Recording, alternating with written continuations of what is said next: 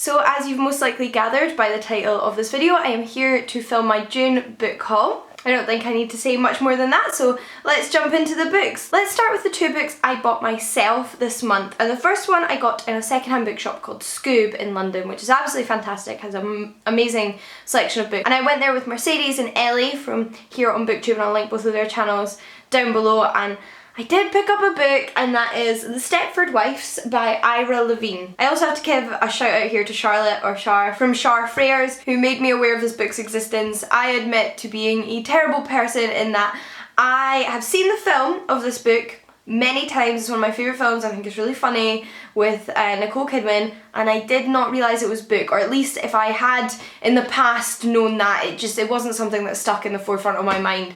So I'm really excited to finally get around to reading the book. And this, to be fair, is a book based on a book that was also made into a film. There was more of a horror thriller book called The Stepford Wives that was made into a film, which I've also seen, and then this is a sort of more parody, satirical version of that, and it's set in Stepford, which is a American suburb where all of the women are super perfect kind of 1950s housewives, and everyone seems super duper happy, and a new family move there after the wife has a bit of a mental breakdown. She's a very powerful career woman, and kind of things go on from there. It's a really funny movie. I'm hoping it's a really funny book as well. I picked this next book up on a complete whim. I had no idea it existed before now, and that is The Joy of Tax by Richard Murphy. I know, it just sounds ridiculous when I say it. I picked this up when I was with Taylor in the Edinburgh bookshop in Edinburgh, which is a little independent bookshop, and this was on one of their displays. And I just picked it up and had a look of it and was like, actually that sounds really good. It's about making tax work to the benefit of society, and how it's actually a really important institution, and how you can do it successfully. Has a recommendation from Owen Jones on the front, some positive reviews from The Guardian, and apparently Richard Murphy's economics have been quite influential on the economics of Jeremy Corbyn, leader of the Labour Party. So it sounds very much up my street. It has very good recommendations there. It's obviously non-fiction, and yeah, I'm excited to try it. I also thought my mum would really like this because she loves books on economics, so I thought it was kind of like a present for both of us. Next I have some books I was sent. The first one was actually unsolicited, but I had my eye on it, so I was super pleased to see it appear in the post, and that is The Museum of You by Cara Spray. You've probably seen this on Booktube quite a lot recently. It's published by Hutchinson, which are an imprint of Penguin Random House, and it's about a family, a father and daughter who lost the mother and wife of the family, and it's about the young girl wanting to know more about her mother and kind of learning about her through all of her possessions that her dad has kept. Much more than that I don't know, but hopefully a really moving and emotional read, so looking forward to this one. The next book I specifically requested from the publisher, and that is Bodies of Water by V.H. Leslie, and this is published by Salt, who are an independent publisher, and I first heard about this on Mercedes of Mercy's Bookish Musings channel. She really enjoyed it, and in fact I'll link a video down below where she talks about it so you can hear from somebody who's actually read it, but she just really made me want to read it as well. It sounds fantastic. It's set in two different time periods, one modern times and one Victorian times, and in the modern time a woman moves in to a apartment building that used to be a water treatment facility near the Thames in London, and in the past it follows a woman in this water treatment facility, and I think the apartment in the modern time starts to have a kind of psychological or ghostly effect on the woman who's recently moved in there. So it sounds super fascinating. I really like books that talk about kind of old-fashioned medical treatment, especially of women and women's hysteria, so I'm hoping that this book will tick those boxes for me. I then have two books from Titan, the first one being Midnight Never Come by Marie Brennan. This is the same author who wrote A Natural History of Dragons. This is a alternative history about Elizabeth I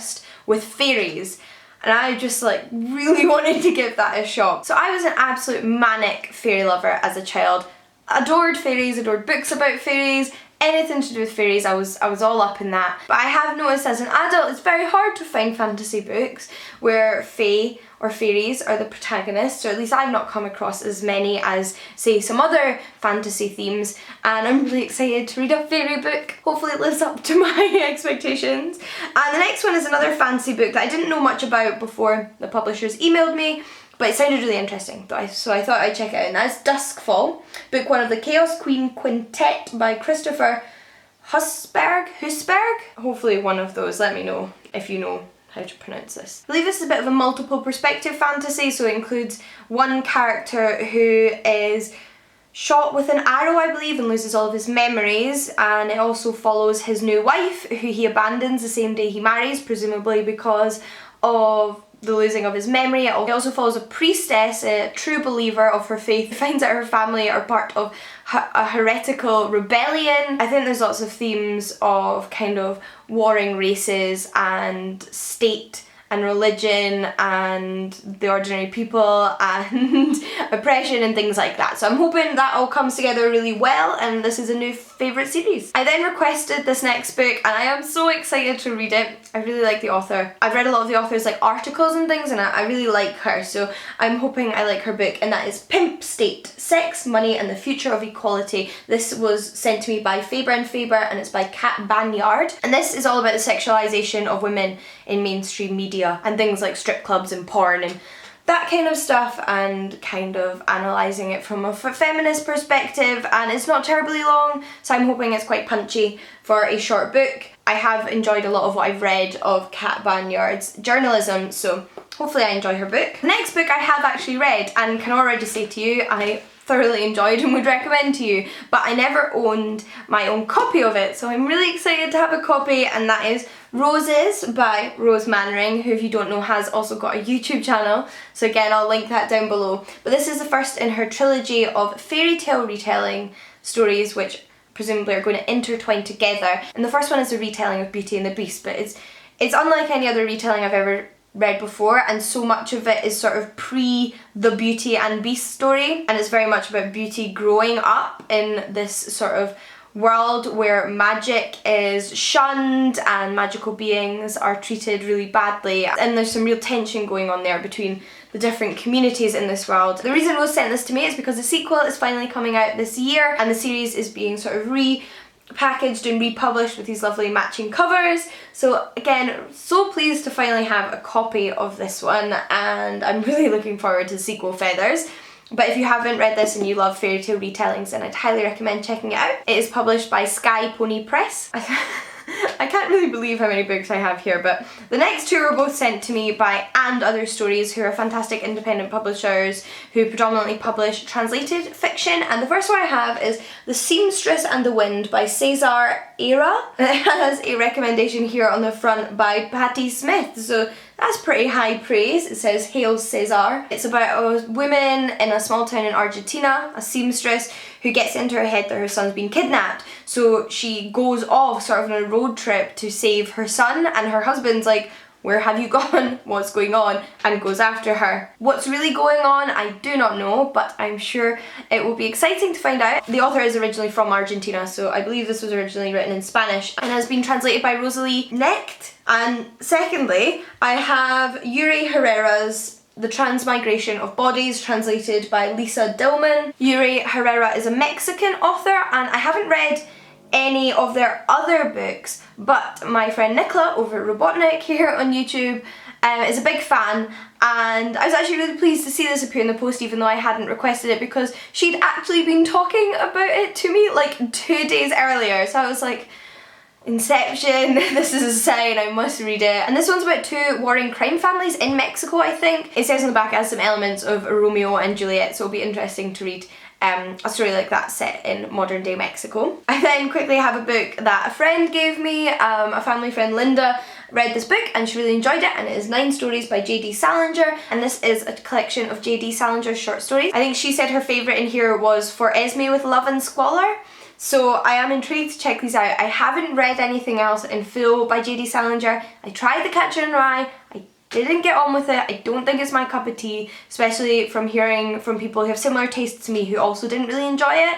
But I would love to try something else by J.D. Salinger, so I think short stories will be perfect. I then have a graphic novel which was sent to me by No Brow Press, and that is Geis, A Matter of Life and Death by Alexos Deakin. It's set in a fantasy world where on the deathbed of the matriarch she sort of decrees a competition to let the most appropriate new leader be chosen by fate, and 50 souls are chosen to take part in a trial to kind of figure out, I guess, who's going to be the next leader. Sounds really wonderful and fantastical, hoping it lives up to that. And I really love the illustrations. They're quite sketchy, but like really beautiful. They really do seem to embody quite a fantastical world, so I'm hoping this one has as lovely a story as it does art. I then have two more, and the first one is The Gifts of Reading by Robert Macfarlane, and this was sent to me in honour of Independent Book Week, which it is just now, and this is just a tiny little book published by Penguin, an essay on the gifts of reading by Robert Macfarlane, so adorable. And the last book I actually completely forgot to haul when I first got it, but I was reminded when I was filming my Dragon Books video that I hadn't shared it with you guys yet, so I will do that now, and that is The Dragon's Blade by Michael R. Miller. Naturally, as I'm sure you can guess, this is a book about dragons. I believe it's about dragons who have human form after the Prince of the Dragons casts a spell which rebirths him as a human, and it is 20 years later, and our dragon prince is now a young human man. So interesting to see how that kind of plays out. I know Elena from Eleanor Reads Books has already read this, and she thought it was a lot of fun, so hopefully I do too. But those are all of the books I have to show you. Those piled up so quickly on my desk, so I'm glad I finally shared them with you, and I can now sort of pop them in my bookshelves in their appropriate slots until I read them. So I hope you enjoyed this haul. If you're interested in any of these books or have read any of these books, please share your thoughts down in the comments down below, and I will see you all again next time. Bye! I'd love to recommend to you my absolute all-time favourite YouTube channels which are not predominantly centred around books.